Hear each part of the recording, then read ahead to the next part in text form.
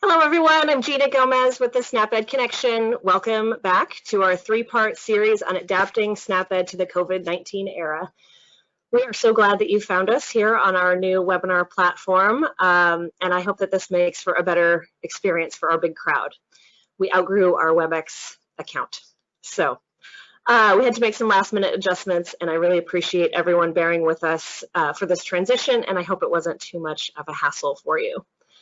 Today is session 2, where we are going to focus on evaluation and measuring program impact.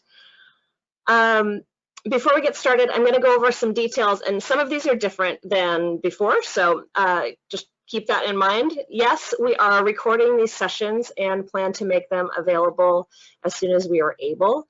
So those will be up on the SNAP-Ed Connection website after the conclusion of the series.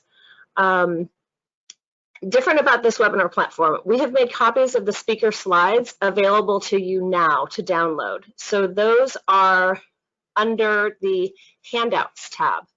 You'll see you have a little menu bar. And by the way, you can move that around if you click on the top right button that says like undock menu screen. If that's covering something on your slide and you want to move it, you can do it that way. There's a little handouts tab, and under there you will find copies of today's speaker slides. Also available there for download during the webinar is a certificate of completion, if that is of interest to you. All of these webinars have been pre-approved by the Commission for Dietetic Registration for 1.5 CEU hours. So if that's something that you're tracking, you can get your certificate during this live event. So that's there under the handouts tab. Today we are going to have two groups speaking, and we will be doing Q&A at the end. We're going to be using the question feature, the question tool for the Q&A session. So take a minute now and look for the little tab that says questions. There's a little triangle or a caret next to it. Click that to open it, and you can see your question field. For the recipient of your question, regardless of which program or which presenter it's for, please select organizers as the recipient. That way we'll get the questions and then we can queue them up for our speakers. If you need help or technical assistance along the way, you can send us your questions there as well. Okay, quick series overview. This is the second of a three-part series, and it's a joint project of the SNAP-Ed Toolkit and the SNAP-Ed Connection, inspired by many questions that have been posed in ASNA open calls, also questions that we've received at the SNAP-Ed Connection, and that have been received by regional and national staff at Food and Nutrition Service. We've grouped the content of this series into 3 different sections, and we're going to be giving each section its own webinar. So last week we discussed adapting programs to remote delivery. Today we're going to be talking about measuring a program and evaluating program impact, and next week's session is on August 11th, which will be devoted to collecting and reporting data. Of note, I apologize. We thought when we moved over to this new platform, you could register one time for those 2 remaining events. That turned out not to be the case. That's my mistake. So we do need you to register for the August 11th event if you are planning to attend. So if you just registered once on this new platform, anytime between now and next week, even if you just do it right before, that's fine. There's no cutoff. Anytime before August 11th, if you're planning on attending, please do register for that event, and you'll get the link to join. So today's session, Session 2 is measuring and evaluating impact. You'll hear examples of emerging and tested ideas for evaluating remote delivery. We've brought together presenters from 2 SNAP-Ed implementing agencies who have some great insights to share in this area. We have the team from the University of Georgia back today to talk more about their food e-talk program and focus specifically on evaluation-related issues. We also have a team from the University of Minnesota Extension SNAP-Ed program who will be talking about a variety of their initiatives and how they're handling evaluation these days. So with that, I'm going to hand over presenter status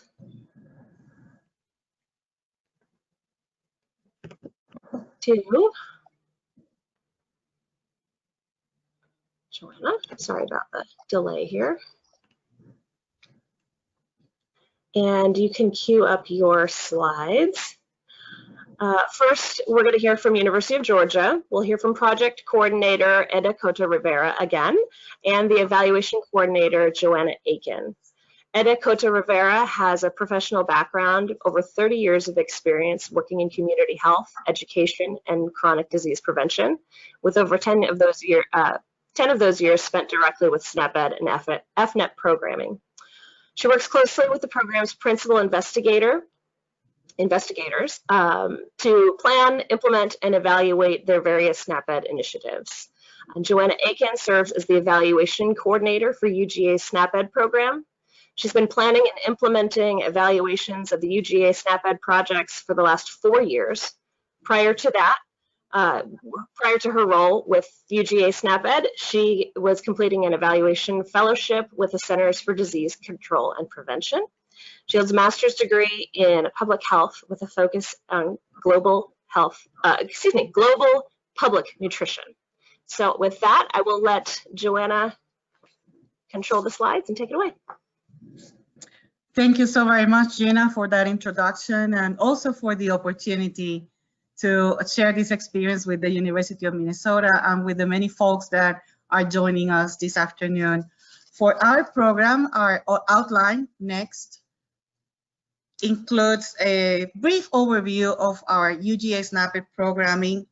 We are going to share our experiences on doing planning process and outcome evaluation for the Foodie Talk and the Foodie Talk Better You programming, our e-learning resources.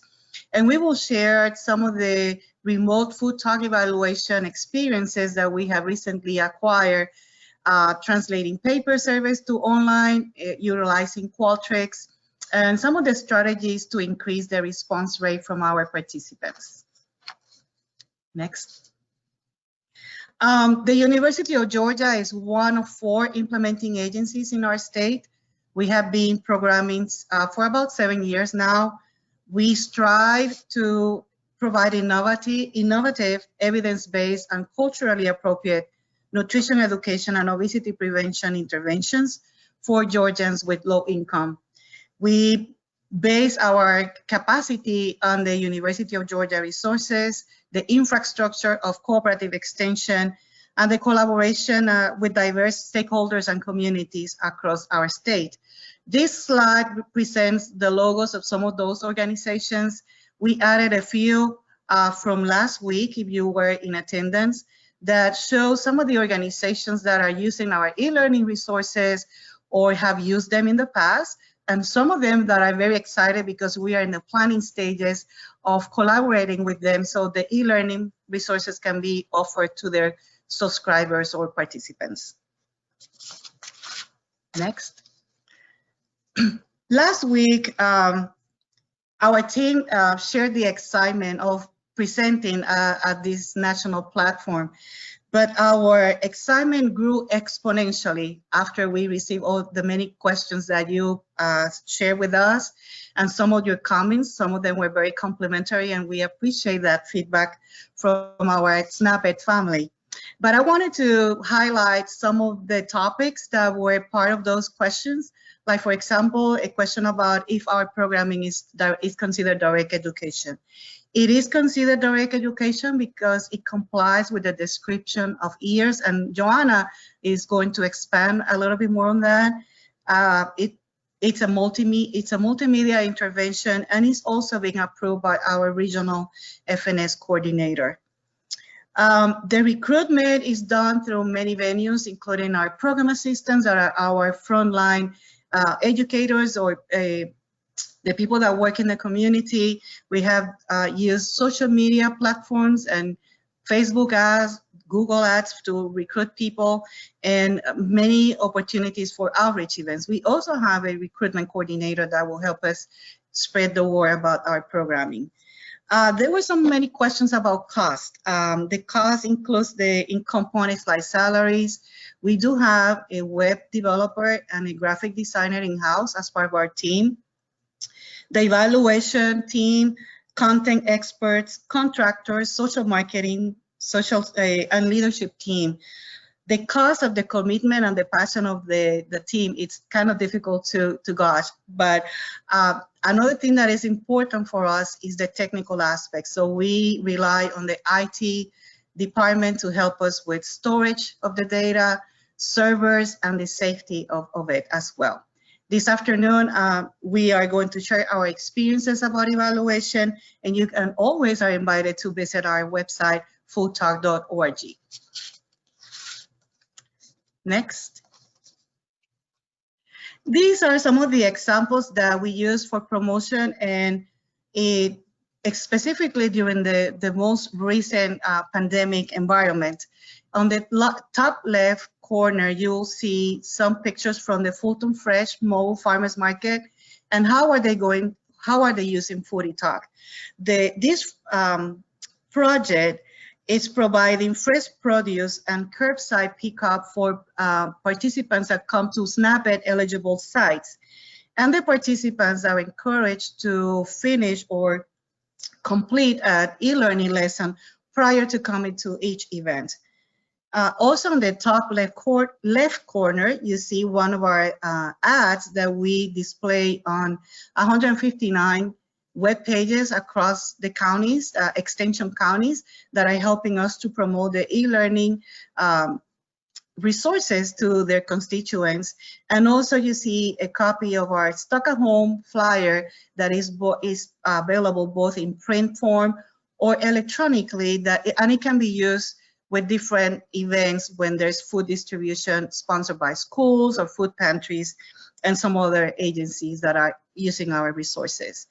For social marketing, we have about 3 posts that will direct users to our e-learning resources. And we're very excited to report that we have seen a tremendous increase in the numbers of people that are visiting our social marketing Facebook pages, and also increase in our traffic for our website as well. My next slide is one slide that you saw last week. It's our impact infographic from 2019. And as you see at the bottom, the numbers of users for our program has been growing steadily. But just as a note, just the Fulton Fresh program has increased the number of new users tremendously, with more than 600 in just 1 month. So we are very excited that our e-learning resources are helping to reach out with nutrition education, with nutrition content during this pandemic time.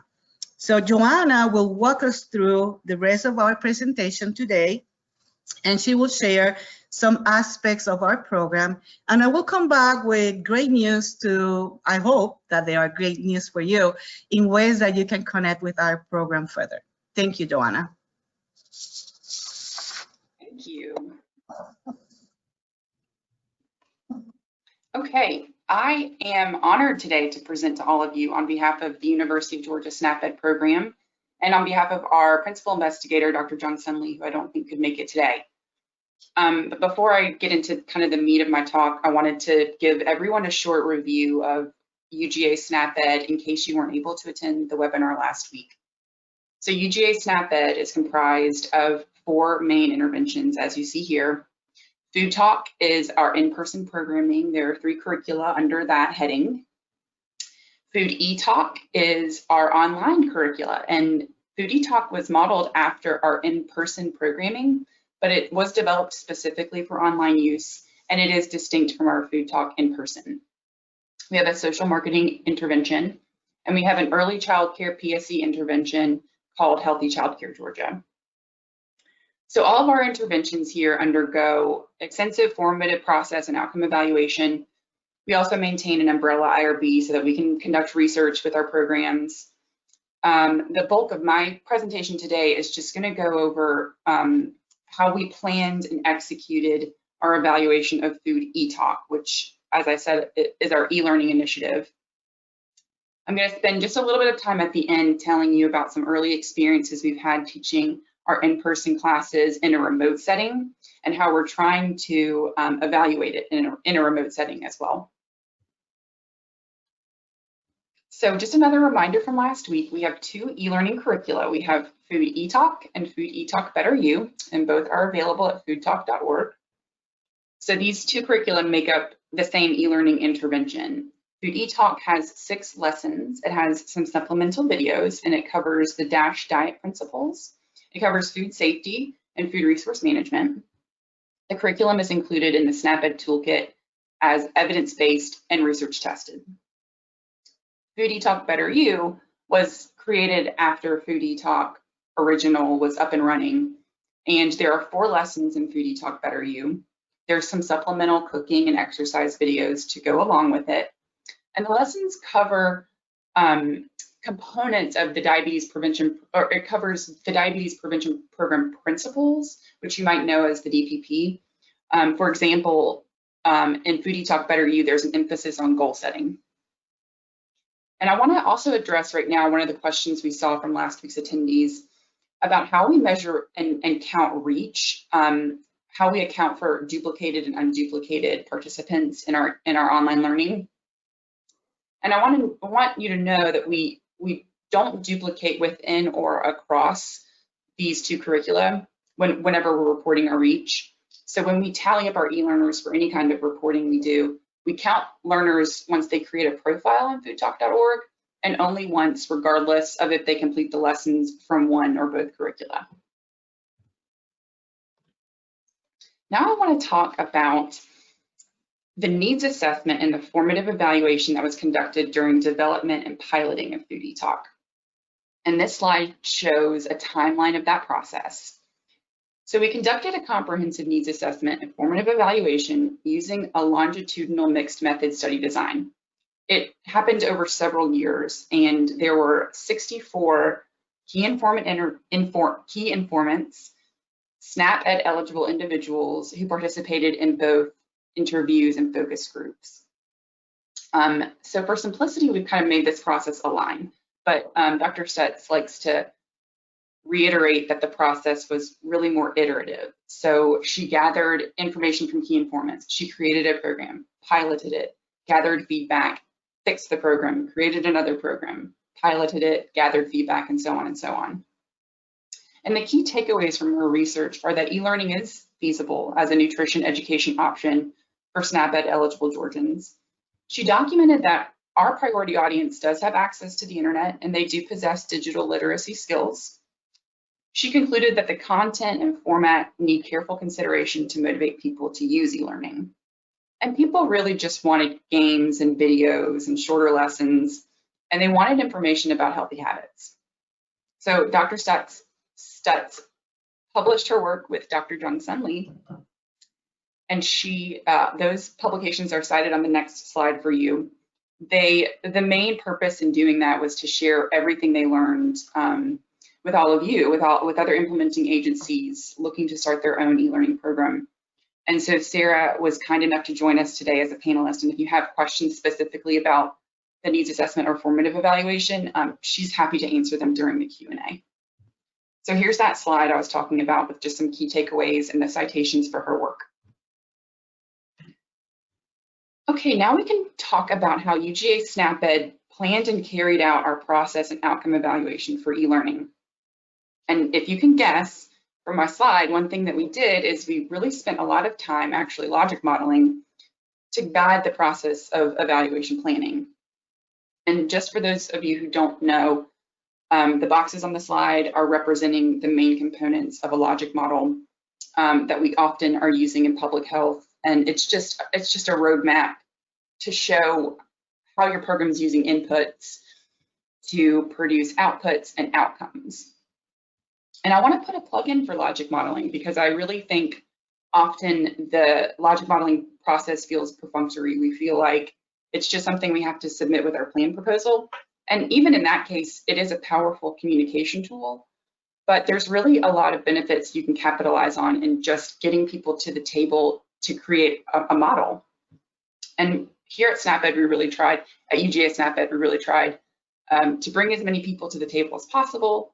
We tried to come to an agreement just on one page for what we were trying to accomplish with e-learning and then how exactly we were going to accomplish it. I think logic modeling is really especially useful in just narrowing down your evaluation questions, choosing the indicators and measures from that fabulous SNAP-Ed evaluation framework and interpretive guide. And for us, it was just helpful to figure out what we were doing and how we were going to evaluate what we were doing. So I just want to present a simplified version of our model and the main outcomes and outputs we specified that really helped guide decision making and try to show you how it helped us make decisions. So the first thing to note is we had some specific behavior change outcomes we wanted to see, and these are often shared by SNAP-Ed implementing agencies. So we wanted to see improved diet quality with our participants. We wanted to see improved food resource management, improved food safety, and also increased exercise.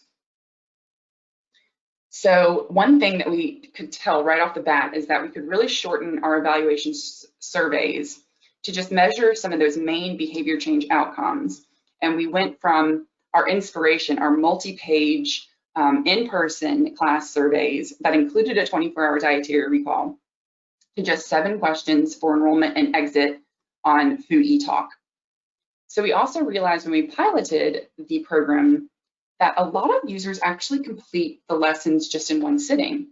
And so in those cases, we don't really have true follow-up data for those participants. So in case, and we did get a lot of questions about retaining program fidelity when you move online. And in case you're wondering about that at this point, we do have a response to that. The main thing is that we relied heavily on adult learning theory and really pulled from that theory when deciding how to deliver the program. And as a consequence, the designers of Food e-talk and Food e-talk Better You created the programs to be self-directed, meaning that participants could start up at any lesson they wanted.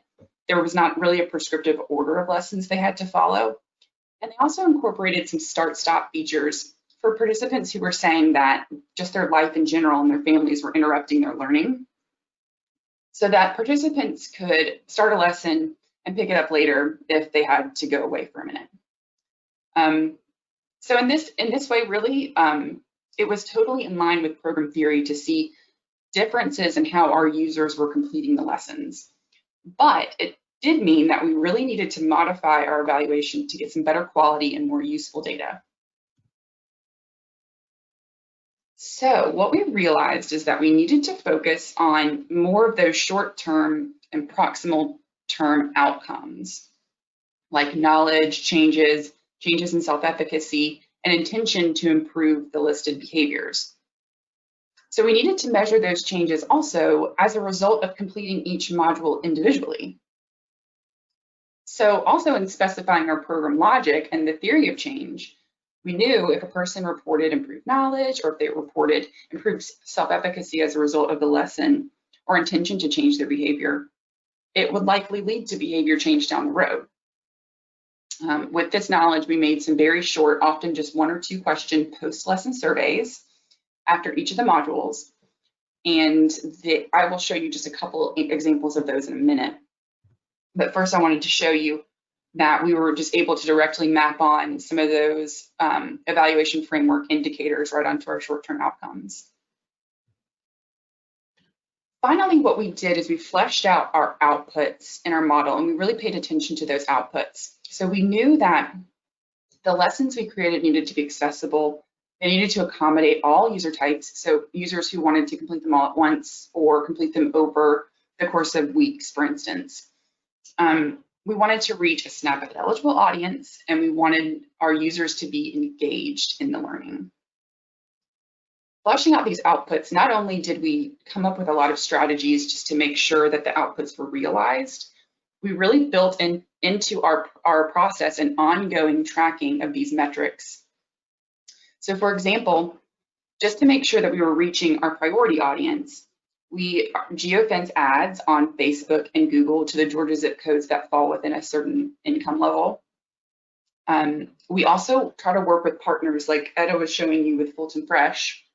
We try to work with partners who are serving our priority audience. so that we can promote e-learning through their existing channels. And then on the website end, where our e-learning is hosted, we screen for and determine eligibility through self-reported zip code and participation in federally funded public assistance. And again, the zip code is deemed eligible if a certain percentage of people within that area fall below the 185% federal poverty limit. Okay, so what do we track? Here is another great question from an attendee from last week. Do participants have login information that tracks their cumulative engagement on the site? And the answer to this is yes, and we track even more, because hosting our e-learning program on our website lets us track many metrics related to reach, dose, and engagement. So for example, we have Google Analytics, and Google Analytics will tell you lots of stuff about your website. It tells us how many people visited our website, what % of that traffic was from Georgia. And just as a side note, often we'll see the traffic to our website is pretty low from Georgia, and as much as 45 or 50% of the traffic coming from elsewhere in the US. We can see from Google Analytics how people were referred to our site. So if they clicked on a link in Facebook or in Google to get to our site, we can see that. And then we also know how many pages people view once they're in. Then if a person comes to our site and creates a profile, the website will track things like their registration date and time, any subsequent logins to the site. It'll track the modules that they start and modules that they complete, the videos they view, their eligibility status, demographics, and any partner affiliations. It's an absolute wealth of information. We did get a couple of questions last week about tracking demographics for online learning. And so I'll tell you that on foodtalk.org, in addition to asking participants their zip code and any participation in federal public assistance, we ask them to self-report their gender, age, race, and ethnicity. Okay, so what do we do with all the data we collect? We have one thing that we do is we've come up with a dashboard that our web developer helped us create, and it displays a lot of those process and monitoring metrics I was just talking about. This is a screen grab of that dashboard, and it's visible to the administrators of the website. So as you can see, this is a screen grab of data from March 1st and July 29th of this year.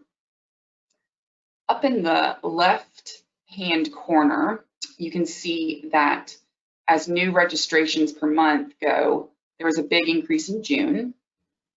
In the bottom left corner, that's a pie graph telling us a relative % of eligible and ineligible participants to receive SNAP-Ed services. And so in this case, about 80% of the users who enrolled were eligible to receive SNAP-Ed. Then in the bottom right, you can see just the registrations by group affiliation. And you can see in this case that over half of the participants were enrolled through that Fulton Fresh mobile farmers market in the time period listed.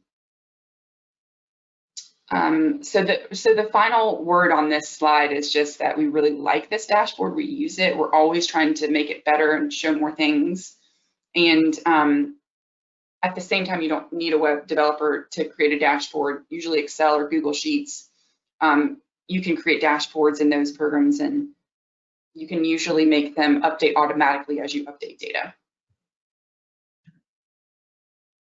All right, so another thing we do with our e-learning user metrics is we send out an e-learning monitoring report each month to our extension and county level staff. And in that monitoring report, we include the number of e-learners who have signed up. We include the % eligible and not eligible, the number who've completed all 10 lessons, the average number of lessons completed. And we give all of these metrics broken down by extension district in Georgia, as well as the county of each extension district. And again, I'm bringing this up because I feel like it's just been a really great tool. It's empowered our extension staff to let them see how all their efforts are paying off, and just let them see if there are areas where they could put forth some more effort to promote our e-learning. Okay, so I'll move on now to our e-learning outcome evaluation. And as I said before, our planning and logic modeling process was really helpful in helping us adapt our paper surveys from those in-person classes by just narrowing down our indicators, figuring out what we wanted to measure, and really deciding to get feedback from participants after each module they complete. Also during the pilot phase, we tried to include a 24-hour dietary recall with our online participants, and we really never got any useful data from that measure, so we took it out and we only ask some food frequency questions.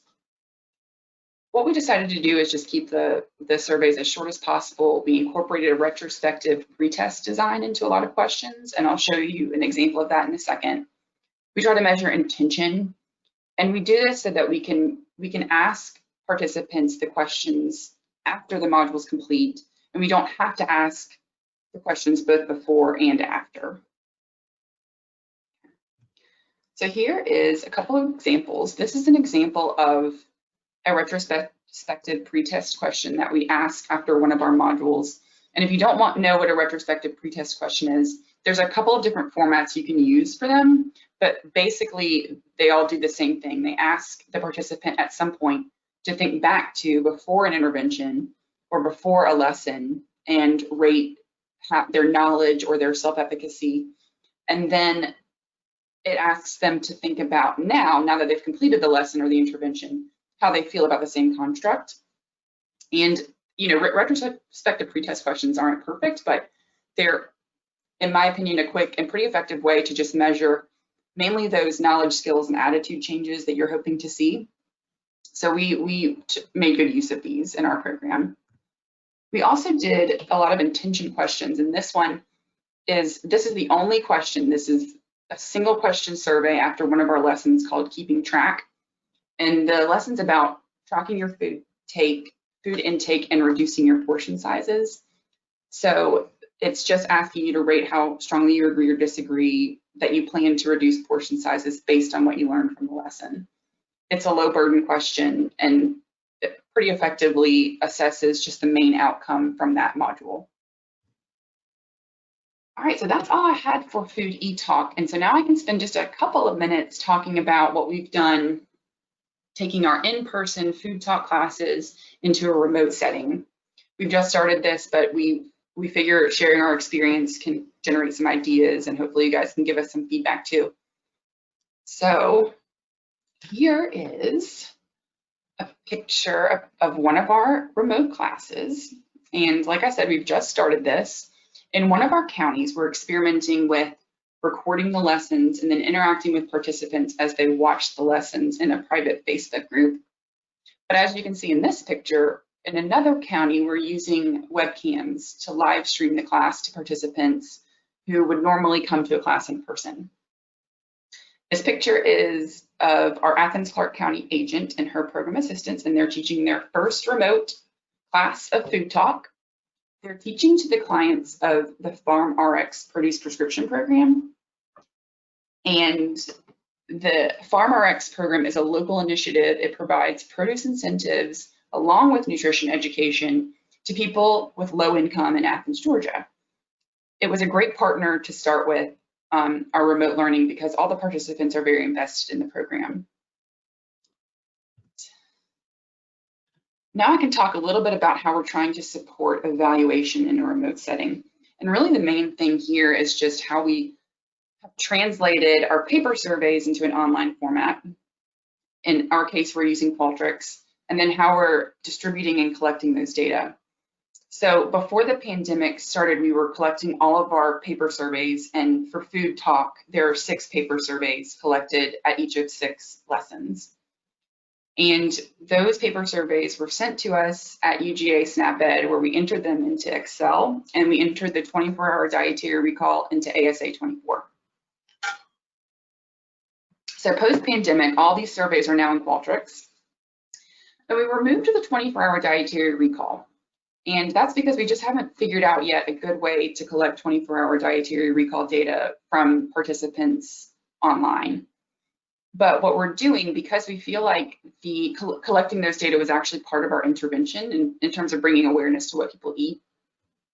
So one way we're trying to maintain fidelity in our program is we're encouraging participants to do food logs and sharing some resources with them on how to do food logs, so that we can still retain that part of the intervention even if we aren't using the data as assessment. All right, so I know I don't have much time to get into the nitty-gritty of Qualtrics, but I thought you could maybe find this helpful to know that Qualtrics and most, I think, survey software do have a lot of functions that enable you to collect data pretty accurately and securely, and also a lot of things you can do to collect data that easily merges with existing data sets. So in our case, it would be Excel data that we're merging into. So you can match variable names in Qualtrics to questions. You can match the variable names that already exist in your data. You can match the response coding to questions that you already have. You can insert graphics and video if you need to. You can do data validation in Qualtrics, where you specify a certain range of responses for a particular field. So for example, we collect height data in our survey, and we have specified for the inches field that participants can only put a number between 0 and 12 into that field. You can build in skip patterns. There's all kinds of things you can do. And the takeaway, I think, is that you can have some continuity going from paper to online surveys. I do want to talk about one particular feature that I found really useful in Qualtrics, and that is you can embed data from a contact list so that when participants click on a link in an email, any information that you want can automatically embed within their survey response data. So for our case, we've maintained a contact list in Qualtrics for all the classes we're teaching remotely. And in that contact list, we've included the participant's email address, and we've assigned a unique identifier to that person.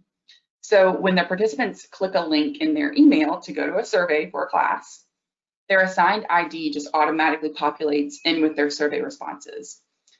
This is just one way it's really helping us accurately and cleanly and securely track our participants as they answer each of those 6 food talk surveys you saw before. And I'm sharing this too because in case you're using Qualtrics or you're interested, this is where you can go to distribute your survey via email. And I also wanted to say that it's one way that we're really supporting our county agents and program assistants. We're working with our agents to maintain the contact lists in Qualtrics. We're helping them send out surveys and survey reminders, and it is taking more time than, for instance, I would normally take in distributing surveys. We think it's really maximizing our response rate. And finally, I just want to show that this is a picture of some of the class materials that are lined up and all ready to go to be sent to our participants who were attending that remote class in Clark County. And this county extension team has just gone over and beyond and really committed to making some personal connections with their remote learners. And we think that's resulted in better quality data and specifically more people just responding to the surveys in general. Some other things they're doing, we've added them as collaborators on the Qualtrics surveys. So when they log into their own Qualtrics account, they can see which participants have and have not answered the surveys for class. They can work with us to send reminder emails to those participants who haven't completed surveys. And their agent is actually letting the educators make personal phone calls to participants who haven't completed surveys yet. She's also holding a bonus voluntary session each week with her participants, and she's offering some technical assistance and troubleshooting to them. And she's also just answering any questions they have about the program or the produce that they're receiving. All right, so that is all I had. And as Etta said, I want to give the mic back to her for a minute so that she can give you guys some good news about our e-learning program. Thank you, Joanna. That was an excellent presentation from your part, and we're so grateful to have Joanna as part of our team as the evaluation coordinator. So if you can move to the next slide, Joanna. So people can see the news that we have for you. We are thrilled to share with you that as of last Friday, July 31st, we received approval from FNS to offer our UGA SNAP-Ed e-learning to non-Georgia SNAP-Ed implementing agencies. There's a lot to grasp, but we are so excited that we are also looking forward to work with some of you that might be interested in utilizing our resources. And our intention will be to offer you a tailored landing page with your partner logos to help you determine eligibility based on the reported zip codes in your area and the public assistant participation of your audience. Also, some support on process and outcome evaluation data for various reporting responsibilities that you will have as an implementing agency, and technical assistance. So if you are interested in getting some more information about this new development for Foodie Talk, you can please contact me, Eda Coto Rivera. Our contact information is on your handouts, or Dr. Johnson Lee, who also with Dr. Sarah Stutz were the visionaries about preparing and implementing, developing this project. It took a lot of years, but it's finally something that we can use in Georgia and abroad. So thank you so much for this opportunity, and we get back to Gina. Okay, thank you to the team from Georgia. That was wonderful to hear, and what a fortuitous timing on your great news. We're going to be moving on to our next set of presenters, but I just want to remind you, thank you. It looks like everyone's using the Q&A form. We've got a lot of questions coming in already. Feel free to continue sending in questions for our team at Georgia, and we will do a Q&A session at the end of our next presentation. Hyunjin, I'm going to make you the presenter, so you'll be able to share your slides, and while you're getting that going, I'll do a quick introduction. So we're going to be hearing from the University of Minnesota SNAP-Ed Extension. Kate Welshons has worked for the University of Minnesota Extension Center for Family Development since 2014. Her work focuses on adapting research-based curricula and resources into online learning environments and exploring innovative ways to increase access to educational opportunities using technology. Kate supports various distance learning initiatives in areas including SNAP-Ed, but also diabetes prevention, parent education, and opioid use prevention.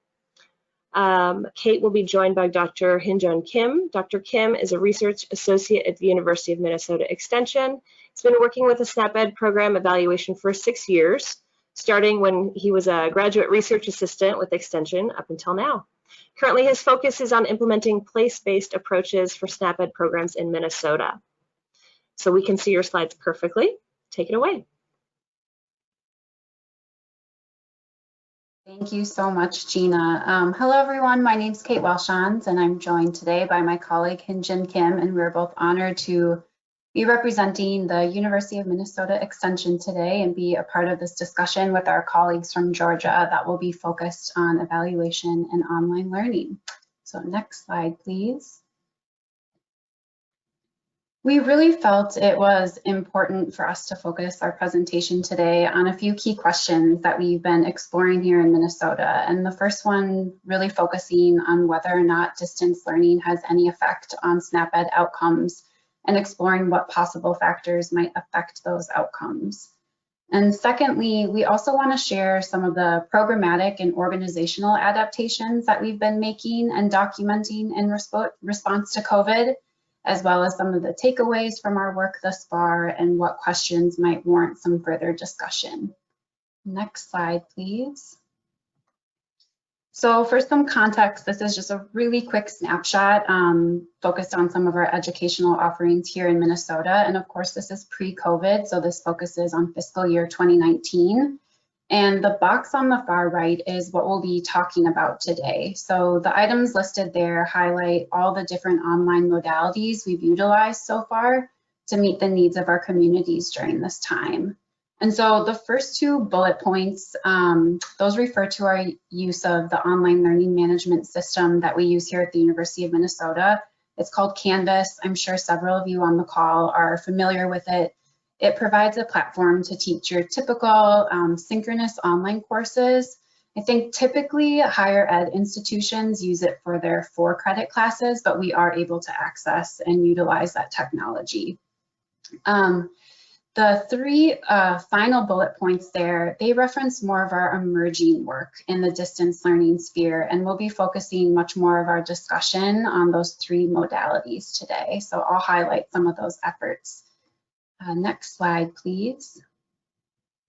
So I'm so excited to share that after some really extensive formative evaluation, including some great focus groups and stakeholder interviews, we have recently developed a new website called Real Life Good Food, and that will provide us with the opportunity to provide individuals here in Minnesota with the opportunity to access nutrition education online. And we've really embraced that notion of just-in-time learning, and our colleagues from Georgia talked about that extensively last week. And so this website is entirely an asynchronous learning tool, and we hope that it will provide a way to support long-term engagement with nutrition education, and also provide a different way to engage some new participants that might not typically either be interested in attending traditional in-person classes, or they just might not be able to. And so, of course, the website, it focuses on nutrition and physical activity, and we are also able to offer a fairly robust recipe database. So also, as addressed by our colleagues from Georgia, we know that this work takes so much time to do, and it takes a lot of time to do it well. So right now, we're in the midst of piloting this site with a small group of our staff. We really want to learn more about site acceptability, whether or not it's easy to use, as well as defining what supports our staff might need to integrate the site and use it with their current work, and also engage new participants. And we're also working to identify some creative ways to reach new participants, especially with this change in our programming as a result of COVID. So we hope as part of this process, and several more years down the line, we'll be able to share about how we plan to assess outcome measures. I do really briefly want to provide a little bit of background about the innovative ways that the website works. And so the website encourages users to create a free membership, and through that membership, users are able to save recipes and videos to their account. They can comment on and rate recipes on the website. They can complete weekly challenges, and then they're also able to access other types of interactive multimedia. And so by the process of creating a free account, users then provide demographic information, which of course is very similar to how they would in a traditional in-person class. But through that process, we're then able to track individual user engagement, and we capture how much time each user is spending actively interacting with website content. And so this really goes beyond what Google Analytics can do. We know with Google that it counts each minute as quote unquote time spent on websites. And so that's even if a user opens a new tab or has no screen activity for an extended period of time. And so the mechanism we have on the back end of our website, it allows us to track all user activity on a page. So that includes mouse movement, scrolling, clicks, the act of opening and watching a video. And so when no activity is detected, the website will stop collecting data. And so this really provides us with the unique ability to more accurately measure time spent on the website. And then the tracking module enables us to view cumulative engagement on the website by individual user, and that's based on time. So we'll see on our back end, our analytics dashboard, that it's first collected in seconds, and then it's calculated into essentially reach counts that's based on that 20-minute threshold. And that analytics dashboard is available to all of our website administrators. And we can also see how individual user engagement is divided up into those different categories of page content. So recipes, physical activity and nutrition education. We are also gathering additional metrics, of course, via Google Analytics, and then also via our social media channels like YouTube and Facebook, just to help us examine usage and growth over time. So we're really excited. This work is just starting, but I think that there's a lot of opportunity for growth. So next slide, please. So our Cooking Matters team, we wanted to highlight some of their work because they have been doing some innovative things as well. They have been busy with hosting weekly recipe how-to sessions via YouTube Live. And YouTube Live is really great.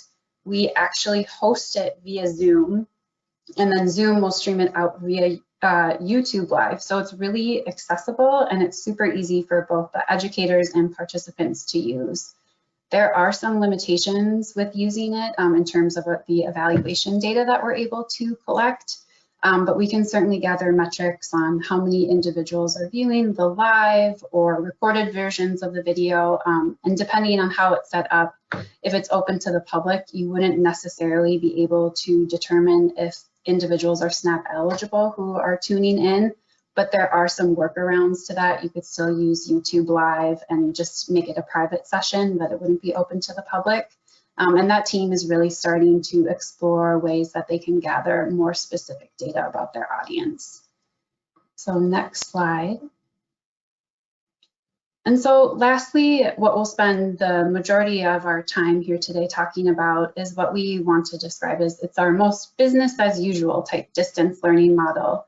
And that has been using Zoom to teach our direct ed classes. And so with this model, we've been able to recruit participants in similar ways. We're able to utilize curricula to teach full class series.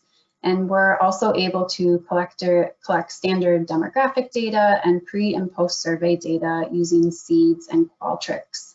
And I will pass things back over to Hinjin now, and he will talk a little bit more about how that looks. Okay, thank you, Kate. Hello, my name is Hyunjin Kim, a research associate at the University of Minnesota Extension. In early March, after the stay-home order, all in-person SNAP-Ed programs halted. Many SNAP-Ed educators and program leaders were frustrated by the sudden change. Many of us concerned about our job status and our participants' physical and mental health, and of course, the public health of our communities. As an evaluator of the SNAP-Ed program, was also worried about like many of you, EROR's report item 4, the reach count. After some reflections and discussions with SNAP-Ed colleagues, we decided to go on with our current evaluation. We did not want to add more evaluation burden to our already overwhelmed educators, partners, and participants. We wanted to do our best to serve our community first in many creative ways. So we allowed the YouTube channels and also we supported the real life good food and other different ways of interacting with our communities. So what we have decided is what we can do to reach and serve our community and use current evaluation system as it is. We have online evaluation system that has been used for several years without any big problems. So we decided to keep it, but as we change our educational and organizational practices, we wanted to document those changes for later process evaluation. We may not be able to report item 4 reach count at the same level to the previous years, even though we do a lot to reach our community members. But we need to deliver have knowledge and make connections with community members who are mostly vulnerable in the crisis. So we utilized our resources that were under development before the pandemic. For example, Canvas online courses, real life good food, direct education via Zoom and YouTube channels. Those were underdeveloped before the pandemic. And luckily, we were able to launch those in the pandemic situation. For other programs, we use the current system that is readily available. For the only new evaluation that we developed during the pandemic was about the direct education via Zoom. Other programs, we use the current system. In the slide 7, you can see how we evaluate in normal situation. We have multiple different curricula, but we only evaluate those key or favorite, one of the most favorite curricula. They are all evidence-based, and we collect data by their age groups and their educational focuses. And we use SEAS link to collect all the data. This can be online or paper version. So we were able to use online survey pretty easily because we have been using it for several years. And we reached about 13,000 in FY19, and in FY20 until now we reached about 6,000. So it's about less than half. And I know it's not, we didn't finish our fiscal year, so it'll be a little bit more, but still we cannot follow the previous years, which count. And these are the questions we collect. So getting to know you for adults and teens and youth. And also we collect evaluation behavioral changes from youth pre-post and for adults. So I believe you all have the slides so you can see the questions after. Now, I want to introduce our online evaluation database system. We use our own system, SEAS, the SNAP-Ed evaluation database system. It is similar to PAIRS, many of you are using, but this system is more flexible, so we can make many small changes to meet our unique needs. Using SEAS online surveys, educators collect participants' demographics and evaluation data. SEAS collects participants' names and date of birth. We use these indicators to make the unique participant ID so we can connect their data to previous records if they have participated in other SNAP-Ed programs previously. That allows us to count the unduplicated participant numbers and track longitudinal data. That is how we collect evaluation data in normal time. And in this pandemic situation, we still use this system, which is familiar to our educators. Whether they deliver education via Zoom or phone, they can create the evaluation link for their courses and share it with participants using emails or text messages. Then educators can guide participants or partners how to enter data using SEAS link. Educators and coordinators can monitor the status in real time using SEAS. Now we want to introduce pilot evaluation, which is newly developed for testing the impact of distance learning setting on core outcomes with small group of champions of these newly developed programs. I will pass the mic to Kate, who is the real champion of this program. Thank you, Hyunjin. So as things were super rapidly changing this spring, we actually had an opportunity to work. I love that Hyunjin used the term champions. There was a group of educators who just so happened to be teaching the same curriculum at the same time and were on the same lessons in early March. So those evaluation stars really aligned for us. And each of those groups actually opted to complete those classes using a remote delivery method. So we used Zoom. And we did some really extensive documentation. So we want to talk a little bit about what that process looked like and then how we evaluated the participant experience. So first off, we had an extremely fast and furious planning and pivoting phase. And During that time, we focused a lot of our efforts on training on Zoom. We wanted to ensure that our educators felt as comfortable as possible with the technology, and we wanted them that when they were actually teaching, that they could focus their efforts on facilitation, and that also, of course, when, not if, issues would arise, that they would feel equipped and prepared to deal with those issues. And then we also provided some consultation just around production value, you know, to make sure that their lighting and sound was adequate, and that we also planned the best ways that we could distribute class materials. We also opted to conduct a readiness assessment of each of the participants, and that really helped us establish a good baseline of how comfortable everybody was coming into the class with their technology skills. Perhaps they'd used it in different ways. A lot of them, this is their first distance learning experience, and I think for the majority, this is their first time using Zoom.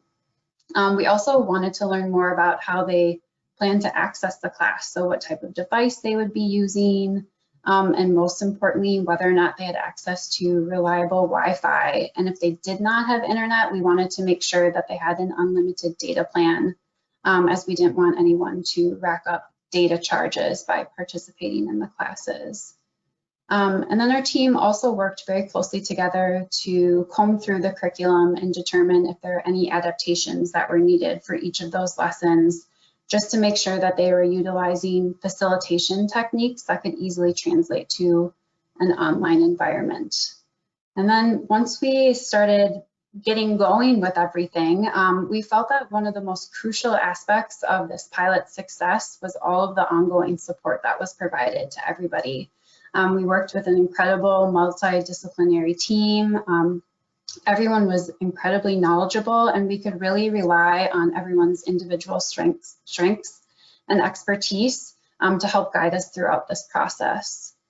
Our educators also utilized a co-teaching model, which we felt worked really well. So the primary facilitators could focus specifically on content delivery and facilitation, and that additional educator could help with any technical issues. They could monitor the chat. They could utilize different types of engagement strategies, and then they were also available after the class concluded, still on the line to be ready to answer any questions about completing post-class surveys, which we think helped with our response rate. And then for those who did not complete the survey immediately following class, we were able to send out reminders via text or email. And we also use Qualtrics for that process. We also inadvertently participated in an informal community of practice along the way. The team met on an ongoing basis to debrief, discuss, really thoroughly document our process and our successes and identify opportunities for growth. So right now, we are just looking at the next steps. We're reflecting on some of those lessons learned. We're determining how we could replicate this process with other cohorts and curricula. And we're also analyzing the data and conducting a handful of semi-structured interviews with some of our participants just to deepen our understanding about their experience. Next slide, please. So just for quick reference, we asked 4 questions that focus specifically on their distance learning experience. So the first one is just describing whether or not they had participated in a class or a meeting using the internet before. We wanted to develop a better understanding about how engaged they felt during class, and then rating their overall learning experience with class. Next slide, please. And then the 4th question, of course, is determining whether or not they had any technical difficulties. So identifying yes or no, and then doing a further drill down to identify what those issues might have been. Next slide. And then we wanted to talk just very briefly about our semi-structured interview questions. So just for reference for everybody. So we wanted to learn about, again, previous distance learning experience and what that might have looked like. We want to highlight some of the major differences between the in-person and online class. We're very lucky that these participants can provide that comparison as they started in person and then they pivoted to completing the class online. We wanted to learn more about just what the interaction looked like in a virtual classroom. And so that was between educator and participant, as well as the participant and their other classmates. We, of course, we really want to learn more about those technical difficulties, but we thought it would also be really interesting to learn about what kind of support that they were receiving with distance learning from someone in their household. So whether that was a family member or a friend that either had used Zoom for attending church or taking a class at school, that did they help the participants with getting set up with Zoom online. And then, of course, we wanted to learn more about their overall satisfaction level with the distance learning experience and whether or not they would take a class like this again in the future. So I'm going to pass things back over to Hyunjin, and he will talk a little bit more about some of our preliminary results from the survey data. Yes, thank you, Kate. We conducted a preliminary outcome analysis for this new Zoom courses.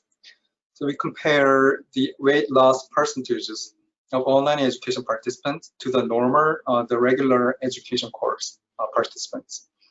The normal group participants are who participated in year-long course that started in FY19 and ended in FY20 before the pandemic.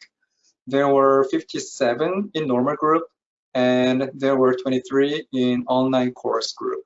There were only the last three classes were online. And after the test, we found that there were no significant difference in weight loss between two groups, which is good. Let's see the data using graphs. In the left spaghetti plot, each line represents individual weight records across course sessions. Left box is for regular course, and the right box is for the online course participants. And then the right box plots that shows the distributions of weight loss percentages between two groups. Online course group, this blue group, has lost weight slightly more than the normal course group on average, but it was not that much significant. So this is good news. Even if we changes the education setting for the last three classes in a year-long course, the levels of the main outcome of the course remain.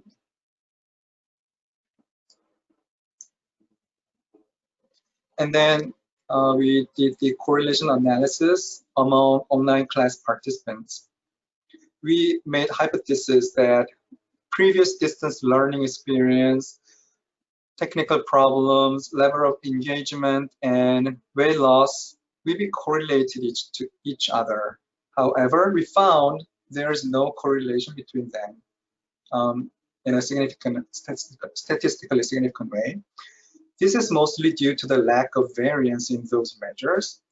However, this means that even though many participants did not have previous distance learning experience, many of them had zero experience, they were able to fully engage in the distance learning.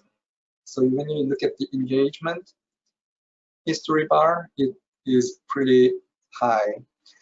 And they lost weight at similar rate to the normal education participants. I know it is too early to definitely say that the effectiveness of Zoom classes are similar to in-person classes, but it looks like it is promising under certain conditions.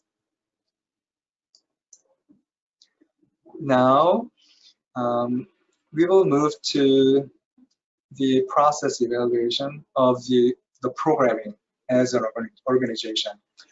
As we are adapting to this new situation, we collect our practice changes at organizational level and educator level. We use the Google spreadsheet, which is simple to collect those data. We will use these for future process evaluation, how we adapt to this crisis. So we ask about the changes of their internal team and other team members. And also we track all the projects and activities in this Google spreadsheet too. Furthermore, Minnesota Extension SNAP-Ed is preparing for place-based approach programs So we created statewide teams to prepare for that. And we track those team meetings, their projects, and their events using a new platform called Notion. And we collect data for process evaluation. So we collect their key decisions and their next steps of the meeting and some short notes for that meeting. So we have lots of variety programs, but many of them are halted after the pandemic, but we are doing our best and we want to track them. And it doesn't require a lot of evaluation effort. We document and we collect the data and we will analyze it after this pandemic. Okay, our evaluation framework is still under development and we tried our best to adapt, such as SNAP-Ed program for, so there are many discussion needed, such as SNAP-Ed program for digital literacy, reaching school-aged youth who are invisible in school Zoom classes, how to implement phone surveys for low-tech participants, and what other measures we need to collect a better distance learning experience. I'm especially interested in developing measures for mental health and interactions between participants. Lastly, there are some takeaways. Don't panic. We can do this. we were frustrated, but yeah, we were able to document and do some evaluations. And we can document as much as possible without overwhelming people using current evaluation system. And we don't have to create new evaluations for this new situation. But we should not hesitate to use new tools and utilize creative approaches for SNAP-Ed programming. Thank you for having us, and please reach out to us if you have any further questions. I will pass it to Gina. Great, thank you so much. I'm going to put my slides back up here. One moment, please. Where am I? Okay. Show the screen. Now to the good part. We're going to be doing some Q&A brief in just a few minutes, but thank you. Thank you for a wonderful presentation to both of our teams. It's always very inspiring to hear about the great work that you guys are doing. So we've received a lot of questions and we'll look forward to getting those to the presenters in a minute. I just want to go over a couple of things as we get started answering the questions. Feel free, you can keep sending them in. I can tell right now, once again, we're probably not going to be able to get to all of the questions, but we will get to kind of the top or the most popular, common, reoccurring questions, and anything that we are not able to get to today, we will present to our presenters and give them an opportunity to provide their responses in writing and make a Q&A document available after the fact. So before we get to that, I want to thank all of the attendees from last week's session for helping us shape the content of today's webinar. It was the first time that we had used this platform called Slido, and I think it worked pretty well because a lot of great questions came in, and it really tells us kind of what specifically you're interested in knowing and gives the presenters and speakers a little chance to kind of ruminate a little bit about the questions. So we are going to plan to continue doing that for the next session. So I'm posting this information here. The link is there, and I'm going to ask if one of my colleagues could put that URL into the chat box so everyone can see that, so you can actually copy and paste it or click on it. And then that QR code is there as well. So this is a platform where you can ask or submit questions for next week's webinar, which is going to be focused on collecting and reporting data. So this is not a platform for today's Q&A session, but for next week's. If you have any burning questions on data collection and reporting, please feel free to start submitting those now. That event page is still open and ready to accept your questions. So let's move on here. I have all the contact information for the presenters here, since this slide is going to be up for several minutes, feel free to jot down their contact information if you have individual questions for any of our speakers. Again, we've uploaded the slides and the certificate of completion into the handouts tab. I did get a couple of questions that people were not able to, if their connection was spotty, they were not able to download those and keep the presentation open and running at the same time. So if that's happening, if you need us to email you any of those items, please send an email to SNAP-Ed Connection. It's on the, if you go to SNAP-Ed Connection under Contact Us, our email address is there. And just let us know what you need. And we'll get it to you on a one-on-one basis. So just go ahead and do that if you need any of the things that are available to download today. And we will work on getting the recorded version of this and all of the other webinars of this series up onto the SNAP-Ed Connection website as soon as we can. Okay, so let's get to the top questions. We're going to go in groups here. So I have my questions that I'm going to read here on the phone, so I don't have too many screens open at once. First questions are going to be for Georgia. Did you use eTalk to provide information about about food resources such as PEBT, school meal sites during the pandemic, or expanded SNAP benefits? If yes, what did that entail with partners? Did you have any idea of effectiveness?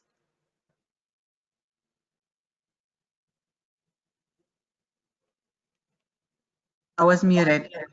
The foodie talk per se, we did not use for that purpose. We posted a couple of social media messages regarding that information. Okay. What specific types of questions do you ask when a participant registers for Food eTalk to capture their eligibility and required demographic data? I can take this one. So we collect two things to determine eligibility. We ask participants to self-report their zip code of residence, and then we ask them to report any endorsement in receiving federal public assistance. And their zip code, then we determine eligibility from their zip code if they're living in an area where and Etta, correct me if I'm wrong, if over 50% of people living in that area have earned an income less than 185% of the federal poverty limit. And we have some GIS experts on our staff who on the back end are noting each and every zip code in Georgia, whether or not it's an eligible or ineligible zip code. And we try to update those determinations with the most recent data that we have. And then, for public assistance participation, that's just, we ask them, do your kids receive free and reduced price lunch? Do you receive SNAP, WIC, TANF? Do you participate in SNAP ENT programs? And I'm not remembering all of them, but we do have a big long list to try to jar people's memories of any programs that they're participating in. Okay, I hope that answered the question. Thank you. Which recruitment strategies do you find most effective effective and fruitful for Food eTalk? I think that when we partner with an agency that is vested in the resources that we're offering, that's when we get more responses from the participants. Like, for example, the Fulton Fresh initiative that we just recently started to promote the e-learning. Then that extension is promoting, the agency that they're working with is promoting the e-learning resources. So people are more interested in coming into the resources and do the eligibility requirements. So it's best in that agency and connecting with the extension resources that we have at the county level. Thank you. What is your reasonable and acceptable percentage improvement in the pre and post knowledge test that shows effectiveness of your direct education?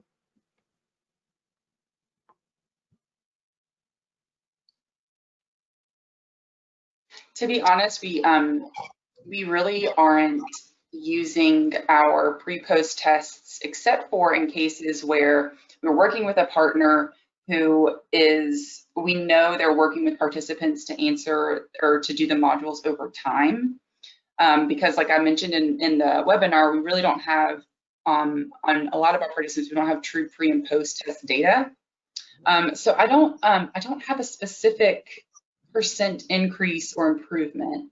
But I will say, on our infographic, over 90% of people are reporting that they intend to eat more fruits and vegetables after viewing a module. Almost 50% of the people will self-report that they have improved confidence in just reading a nutrition label and finding the fat or the sodium or the sugar.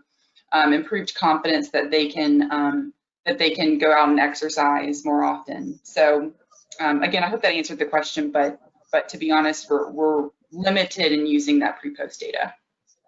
Okay, thank you.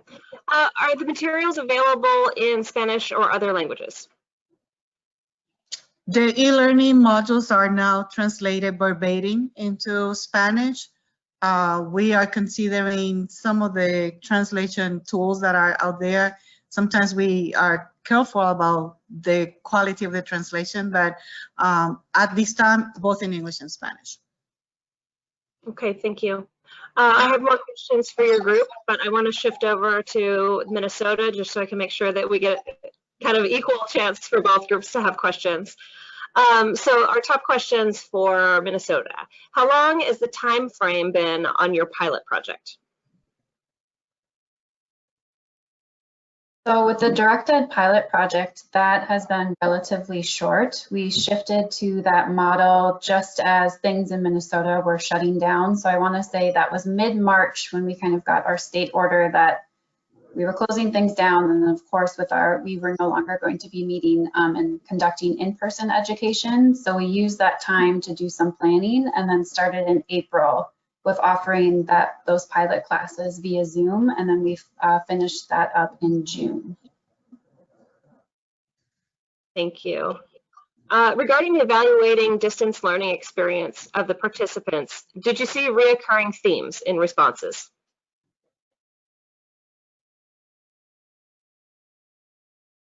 And Jen, do you want to take that one? This is just starting. I don't think we have something to answer to this. That's okay. We have plenty more questions for you. When comparing weight loss outcomes among Zoom intervention versus in-person interventions, how do you or have you factored or controlled for the change in environmental conditions, such as participants' inability to visit fast food restaurants, for example? Oh, we didn't control anything. It's just a raw comparison, mean differences. Okay, thank you. For place-based programs, can you say how the content and evaluation approaches may vary among different types of sites, like work sites, home, church, pantries, retail? Are you also looking for possible PSE changes, and if so, impacts? Yeah, we are planning for PBA evaluation, and we are still thinking about a lot of possibilities, so we cannot say anything yet, but something we can say is we are capturing all the different approaches, so direct education and PSE, and also the community level measures of health and public health measures. So we want to incorporate those into one place and evaluate that. Thank you. How did you ensure that the core components of your programs were preserved while transitioning to online delivery? Okay, would you answer that? Yeah, so I would say for that pilot project in particular, we could actually deliver most of the curriculum as intended. There would be some of the adaptations that I was referencing would be if there had been an activity calling for a grocery store tour, that we had footage where we had recorded that for another project, so we could provide that via video. So providing the same types of content, but just in a different way, or even things that were somewhat smaller, like tossing the ball to someone in the classroom to answer the next question, that we would utilize like a round robin technique within the Zoom classroom, but they were pretty similar in terms of delivery. Thank you. Okay, this question is for both groups. Has either project considered the use of the HEI score as evaluation of dietary change?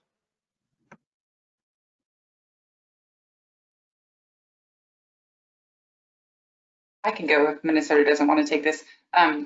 So we calculate an HEI score from our in-person data, because we collect that really extensive 24-hour dietary recall data from participants, and we've worked so hard to get good quality data on that 24-hour dietary recall, and it is hard. It is an ongoing struggle for us, so I can speak to that. For our online classes, for our online food talk, you might have missed me saying this in the presentation, but we tried to collect 24-hour dietary recall when we first piloted the program, and people never really gave us the quality of data we needed to calculate an HEI score. So we had to remove that from our e-learning assessment. We also use a 24-hour dietary recall for, I think it was 3 years ago, but we abandoned it because it's too difficult for our youth and low literacy participants. So we are not using it, and we simplified our evaluations as much as possible. But that limits us to do more in-depth analysis. So that's our limitation. Thank you. This question was written specifically for Georgia, but I think both groups, if you have something to contribute, please let us know. It says, many of us will begin with distance learning with schools, including ECE and their families. For small rural communities, small rural counties without cost and resources, but still required to do virtual direct ed. What are some ideas to teach classes, especially when engaging the very young children?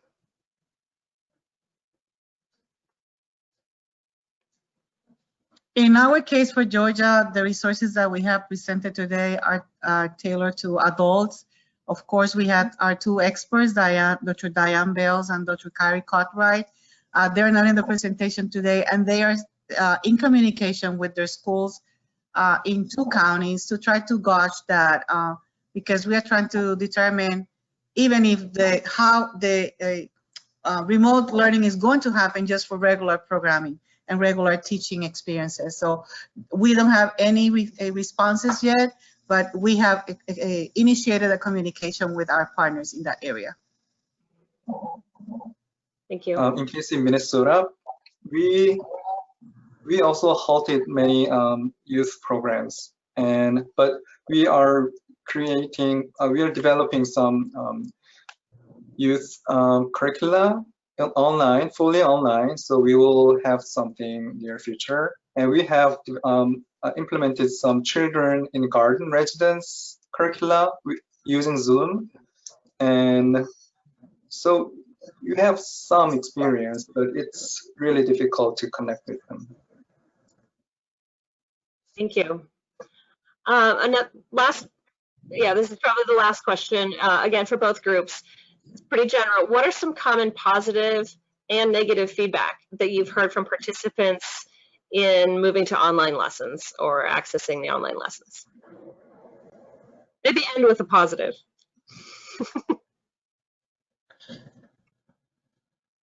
I can start. So I think some of the negative, we're just getting used to the technology, that it was new, while also dealing with some of those frustrations where we were dealing with so many environmental frustrations with COVID going on, that their frustrations and stress was really high. So I think some people were a little bit frustrated with Zoom in particular.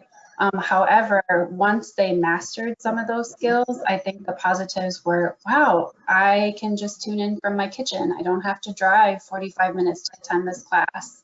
In Minnesota, weather is a real barrier and factor for people attending in-person classes. So I think people looking forward to the future, like in the middle of January, I can easily attend this class. I don't necessarily have to worry about transportation or childcare. In our case, we have seen the engagement of the participants on the online classes that we have recently started.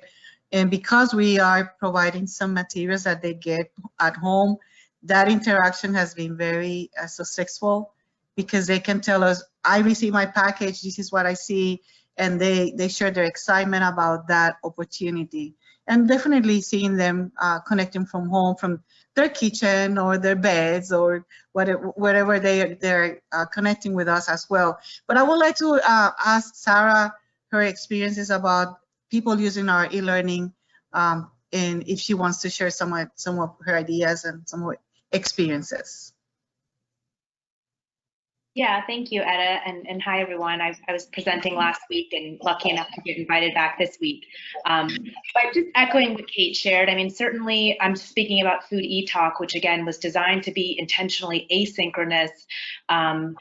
I think, you know, our audiences they're busy. These are busy people that have multiple jobs. And like Kate mentioned, issues with childcare, especially now, transportation here in Georgia, the weather isn't quite such a big deal, but public transit is not great in most of Georgia, actually. So yeah, certainly being able to reach participants where they are and at the point of, again, key decision making. We're really proud of some of those just-in-time opportunities so that they don't have to, again, learn in the classroom and then remember and transfer that knowledge to the point where they're actually making that crucial food-related decision. So I think just really, you know, looking at it as another way to reach our participants, but also just really respecting their time and the fact that, you know, all of us don't have time to drive all the way to a class and sit through a class at a time that's already predetermined. And certainly our participants are just as busy as we are and really appreciate that kind of sovereignty in their own learning journey to choose when they want to learn and choose when they have time and when they have a specific question. That's a really key area to engage learners when they actually want to know something at that very moment. I also want to mention this. Even though our participants' technical skill level is pretty low from the first session, they were able to fully engage. And I think it's a promising. Even though they have low tech skills, we have 2 educators at one session, one class. So one supports the technical issues and one leads the education. And these settings, we can survive. And participants can learn a lot. And some of them are lonely and they want to be checked in and they want some kind of virtual community. And we can provide those. And they answered, they were fully engaged. What a wonderful note to end on. Thank you so much. It's always nice to hear about the surprising, wonderful sides of challenging times. So thank you for ending on that and sharing those experiences. I want to give a big thank you to our speakers today from Georgia, Etta Rivera, and Joanna Aiken, and also Sarah Stutz joining us at the end for the Q&A. Thank you. And from our team at the University of Minnesota, Hyunjun Kim and Kate Welshon, thank you so much for sharing all of your knowledge with us today. We are wrapping this up, and like last week, we have more questions than time. So again, we will be presenting all of the questions that we didn't get a chance to answer today to our panelists and give them an opportunity to provide answers in writing. We'll post a Q&A document onto the SNAP-Ed Connection website as soon as that's available. Thank you to everyone who joined us today. Please join us again next week, same time, Tuesday, 1 o'clock. We'll have the 3rd and final session of this series. A reminder and an apology, you do need to re-register. We had initially everything on WebEx and now it's on GoToWebinar. So if you get any more reminder emails or cancellations from WebEx, I know that was very confusing for a lot of you. I apologize for clogging up your inbox, but we are planning to have the final session next Tuesday. Please register if you haven't already. We look forward to seeing you there. And until then, have a wonderful day. Thank you so much. Thank you. Thank you. Thanks.